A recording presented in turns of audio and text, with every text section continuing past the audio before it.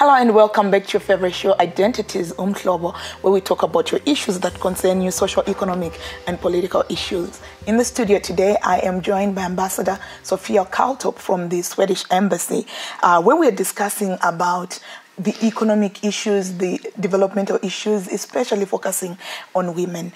And before we went on break, Ambassador, we had spoken about when you've been here and what's been happening in our environment, especially the issues of the transition that started happening last year. And I want to just follow up and say, what is your feeling about where Zimbabwe is right now and where we are going? Because it affects women, it affects children, it affects community development as well.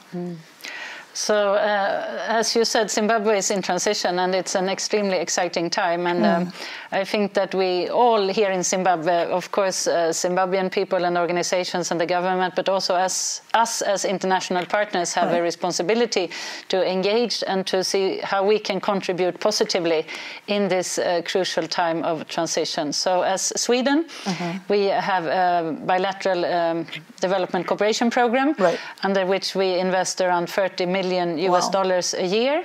We focus on human rights and democracy, health, but also on climate change and environment.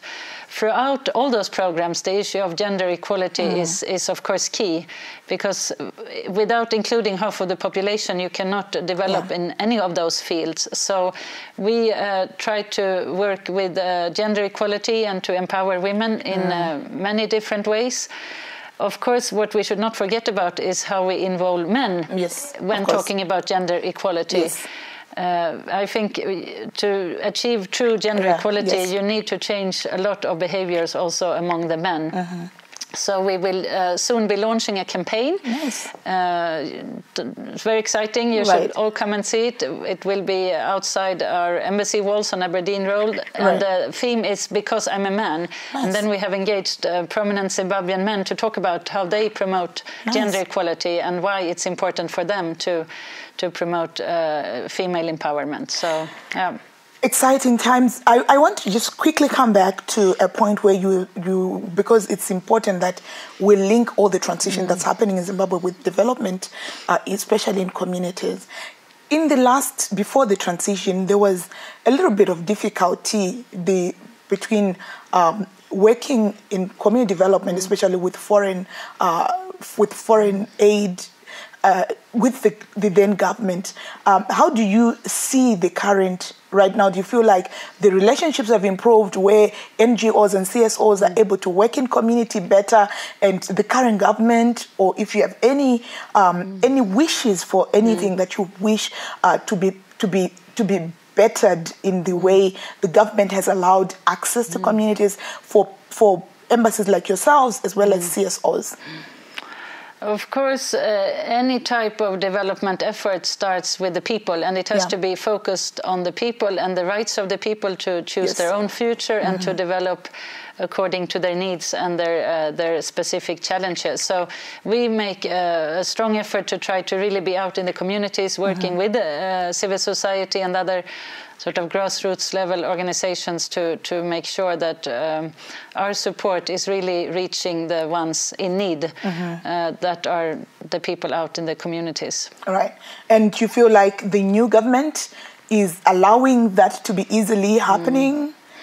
Of course, this government has, I think, taken very much a stand of openness. What was extremely positive is that the government invited the EU to come and observe the elections, and that was an effort that Sweden was part of.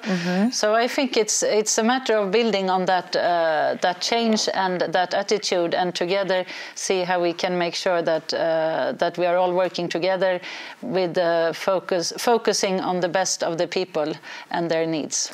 Amazing. And now to come to, because I felt like it's important for us to know how things are shifting. And I love that you've also said the power also is in the people, and we are the people. Identities is the people. And I think we continue having this conversation so that you and the government all know that we are watching and we're interested in how you're working. But coming back to the involvement of men, and you mentioned how it's important, especially with the upcoming campaign where you're talking about engagement of boys and men.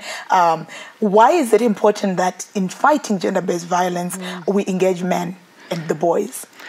Because, of course, gender-based violence and violence against women, there is a perpetrator, and very often it's men who are using violence against women, and you can never stop that violence unless you address the root causes and you address the men and try to change their behavior. So, of course, we do a lot to support women and women victims and to make sure that women get assisted.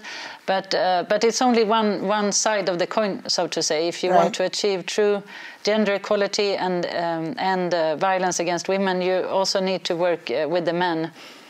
That is so true. I agree with that, because also, again, we've seen that when in instances where men are involved, they also become champions of women's empowerment.